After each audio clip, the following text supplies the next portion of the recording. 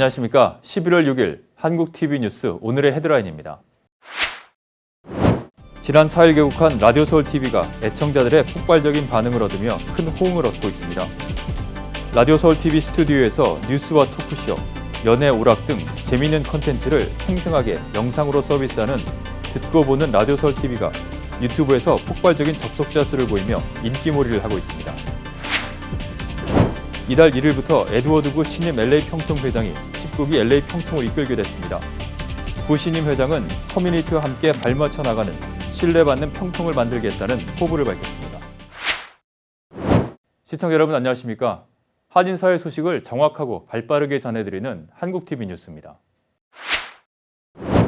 라디오서울 방송이 지난 4일에 개국한 듣고 보는 라디오서울TV가 애청자들의 폭발적인 인기를 얻으면서 화제를 뿌리고 있습니다. 라디오서울TV 스튜디오에서 실시간으로 생생하게 영상으로 서비스되는 뉴스와 토크쇼, 연애, 그리고 오락 등 다양한 프로그램들이 폭발적인 접속자 수를 기록하면서 뜨거운 호응을 얻고 있습니다. 정현호 기자가 보도합니다. 늘 새롭게 발전하는 라디오서울 방송이 지난 4일 개국한 라디오서울TV가 폭발적인 인기를 모으며 커뮤니티의 화제가 되고 있습니다.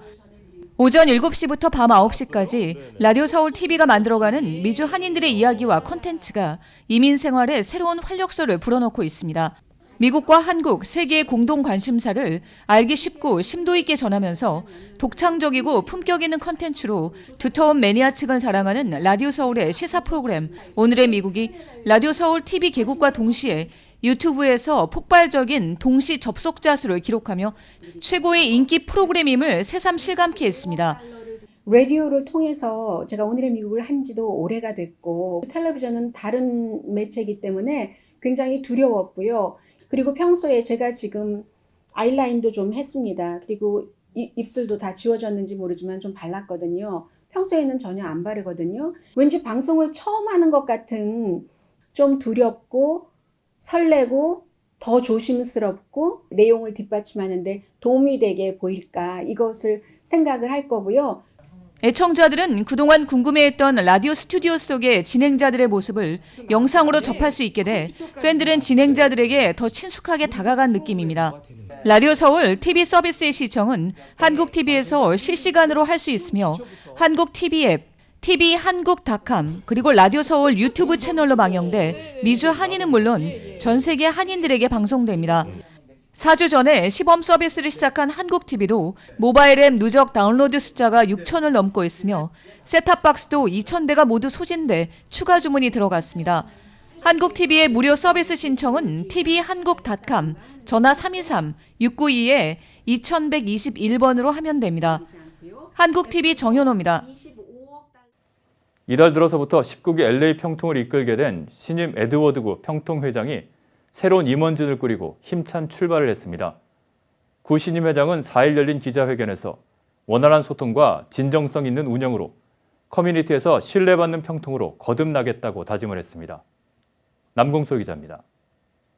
지난 1일부터 에드워드 구 신임 LA 평통 회장이 19기 평통을 맡아 남은 1년 10개월을 이끌게 된 가운데 LA 평통은 4일 평통 사무실에서 기자회견을 열고 임원진을 발표하고 추후 활동 방향을 소개했습니다.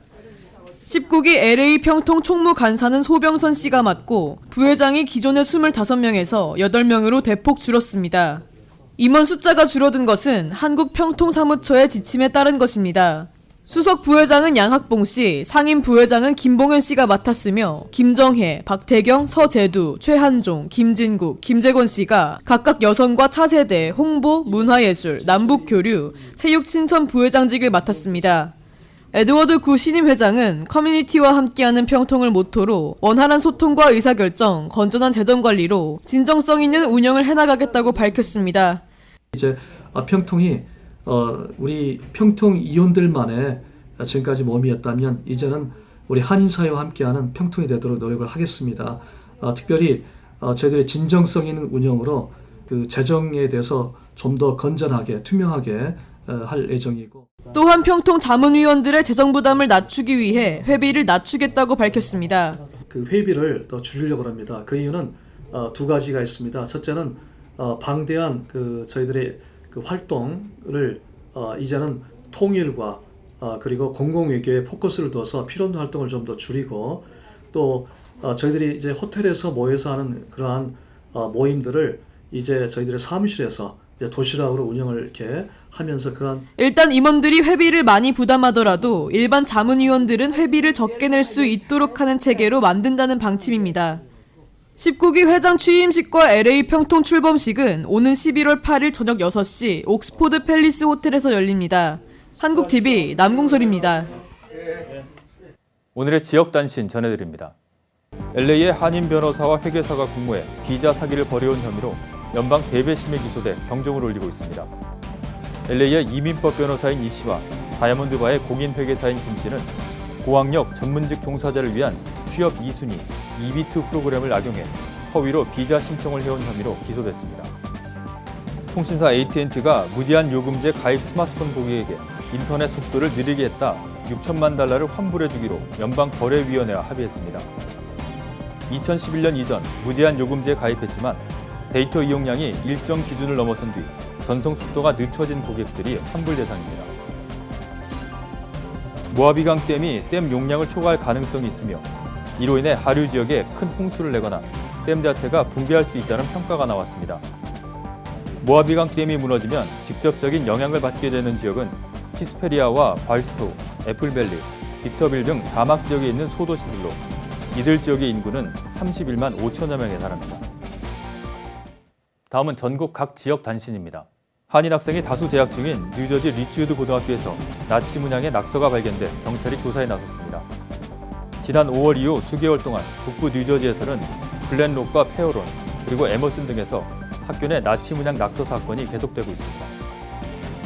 전국을 돌며 아름다운 겨울 구조물을 설치하는 프로젝트인 인챈트 크리스마스가 오는 22일부터 다음 달 29일까지 한 달여간 워싱턴 내셔널스 구장을 겨울 왕국과 같은 환상적인 분위기로 탈바꿈시킵니다.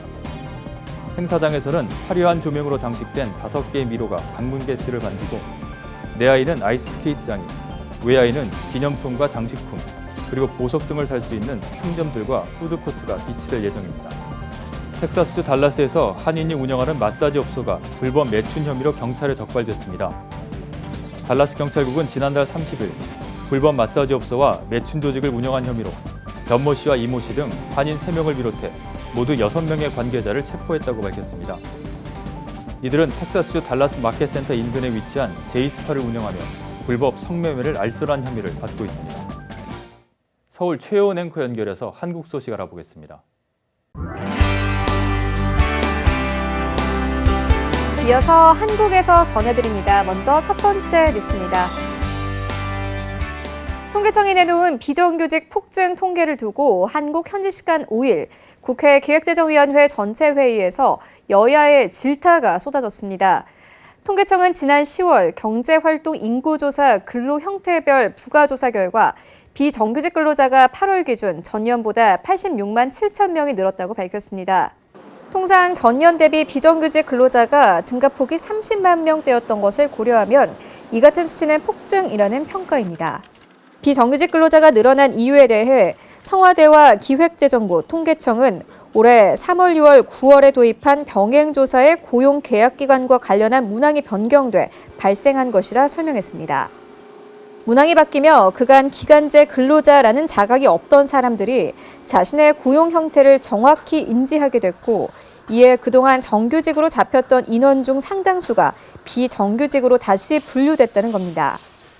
이를 두고 김경협 더불어민주당 의원은 명확히 정비되지 않은 잘못된 조사 방식 때문에 통계 착시 현상이 일어난 것이라며 통계청이 대형 사고를 쳤다고 비판했습니다. 이에 대해 강신욱 통계청장은 조사 실시 전에 이 같은 영향을 미리 예고하지 못한 것은 불찰이라고 인정했습니다. 야당 의원들의 지적도 이어졌습니다. 추경호 자유한국당 의원은 조사 방식 변경이 비정규직 증가에 약간의 영향을 미칠 수는 있겠지만 전부 그것 때문인 것처럼 설명하지 말라며 국민을 기망하는 것이라고 말했습니다.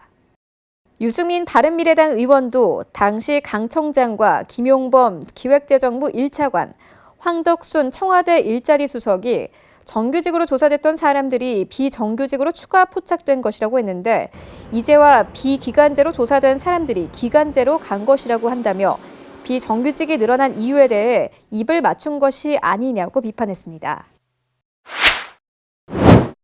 문희상 국회의장은 한국 현지 시간으로 지난 5일 일제 강제징용 피해자 보상 문제 해법으로 한국, 일본 기업과 양국 국민의 자발적 성금으로 지원하는 것을 골자로 하는 1+1+알파 방안을 공식 제안했습니다. 일본에 방문 중인 문 의장은 이날 오후 도쿄 와세다대에서 제2의 김대중 오부치 선언, 문재인 아베 선언을 기대합니다라는 제목의 특강을 통해 이 같은 해법을 발표했습니다. 앞서 한국 정부가 제안한 1+1+안은 일본 정부가 거부한 바 있습니다. 이후 다양한 형태의 1+1+알파 방안이 거론되어 왔습니다. 문 의장의 제안은 한일 양국 국민의 자발적 성금을 알파로 하자는 겁니다. 전날 아세안 관련 정상회의가 열린 태국 방콕에서 문재인 대통령과 아베 신조 일본 총리가 만나는 등 양국 간 소통이 이어지는 가운데 이 같은 제안이 대화 동력을 높일지 주목됩니다. 문 의장은 한일 관계를 회복할 수 있는 새로운 제도를 마련하는 입법적 노력은 의회 지도자들의 책무라며 이런 이유로 한국의 입법적 해법을 내놓으려 한다고 밝혔습니다. 이에 징용 피해자를 위한 기금에 대해 양국 기업에 기부금으로 하되 책임 있는 기업뿐 아니라 그 외 기업까지 포함해 자발적으로 하는 기부금 형식이라며 양국 국민의 민간 성금 형식을 더하겠다고 설명했습니다. 문 의장은 나아가 현재 남아있는 화해와 치유재단의 잔액 60억 원을 포함할 것이라며 이러한 기금을 운용하는 재단에 한국 정부가 출연할 수 있는 근거 조항을 만들어야 한다고 덧붙였습니다. 화해와 치유재단은 2015년 박근혜 정부 당시 한일 위안부 합의에 따라 일본이 출연한 10억엔을 바탕으로 설립됐다가 한국 정부의 결정으로 지난 7월 해산돼 잔여기금 처리 등의 문제가 남은 상황입니다. 특히 문 의장은 승소한 징용 피해자에게 기금에서 위자료가 지급될 경우 일본 기업의 배상 책임이 대신 변제되는 것으로 보고 민사적으로도 재판상 화해가 성립된 것으로 간주해 논란을 종결하는 근거를 만들자고 했습니다. 문 의장은 이 같은 내용을 담은 대일 항쟁기 강제동원 피해 조사 및 국외 강제동원 희생자 등 지원에 관한 특별법 개정안을 마련해 발의를 검토하고 있습니다. 문 의장은 강연에 이어진 질의응답에서 제안이 완벽하다고 주장하는 게 아니다. 그러나 지금까지 모든 것을 포괄한 최종적인 안임은 분명하다며 다시 소송을 제기할 수 없고 소송을 제기해도 기금관리위원회에서 일정 절차를 거치면 끝나는 안을 법률로 제정하자는 것이라고 부연했습니다. 국회 운영위원회의 청와대 국정감사 과정에서 강기정 정무수석의 답변 태도를 둘러싸고 여야의 공방이 격화되며 정기 국회에도 적신호가 들어올 조짐입니다. 더불어민주당이 전형적인 발목 잡기라고 방어막을 치고 나섰지만 자유한국당과 바른미래당이 패스트트랙 처리를 위한 교섭단체 대표 간 이른바 3+3 협상 중단까지 엄포를 놓고 나서며 경색 기류는 한층 짙어지고 있습니다. 특히 한국당과 바른미래당이 강 수석의 경질을 포함한 입장 표명을 강하게 압박하고 있어 가뜩이나 평행대치를 이어온 검찰개혁 및 선거법 개정안을 둘러싼 여야 협상이 당분간 교착 상태를 벗어나기 어려울 것이라는 전망입니다.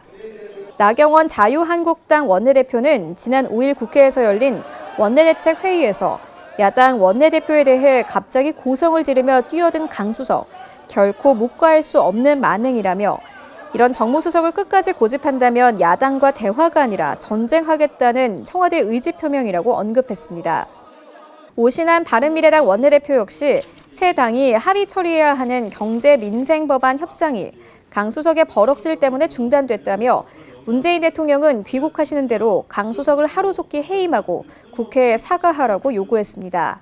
이날 열린 예산결산특별위원회 전체 회의에서도 강 수석의 태도를 문제 삼는 야당 의원들의 비판이 이어졌습니다. 실제 당장 전날 오후 열릴 예정이었던 여야 세 당의 경제 민생 법안 처리 관련 첫 실무회동이 취소됐고 이날 오후로 예정된 검찰개혁 법안 관련 실무진 회동도 연기되는 등 여야 공식 협상 테이블 가동이 줄줄이 중단되며 경색 직후가 감지됐습니다. 오는 7일 청와대 등 예산안 심사를 위해 예정됐던 운영위 전체 회의도 한국당 요청으로 연기됐습니다. 민주당 지도부는 일단 야당이 과도한 정치 공세를 펼고 있다며 일절 대응을 자제하고 있지만 청와대발 돌발 변수에 마땅한 대책 마련이 쉽지 않아 내부적으로는 조심스러운 우려가 제기되는 상황입니다. 다만 정치권에서는 정부 예산안 처리 법정 시한이 내달 2일인데다 패스트트랙 선거제 개혁안, 검찰 개혁 법안 등의 본회의 일정도 다가오고 있어 여야가 결국 어떤 식으로든 마주 앉을 수밖에 없어 현재 교착 국면이 장기 지속되지는 않을 것이라는 전망도 나옵니다. 네, 오늘 저희가 준비한 소식은 여기까지입니다. 캘리포니아 주간 날씨 전해드립니다.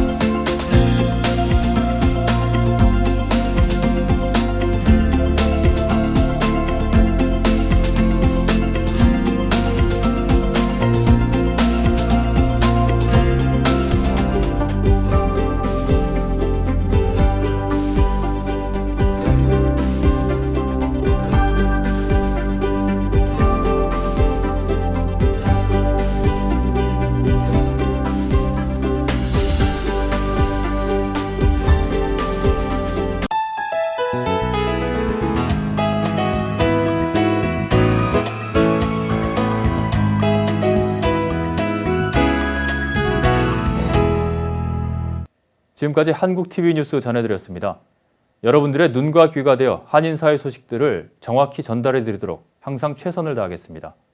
시청자 여러분, 감사합니다.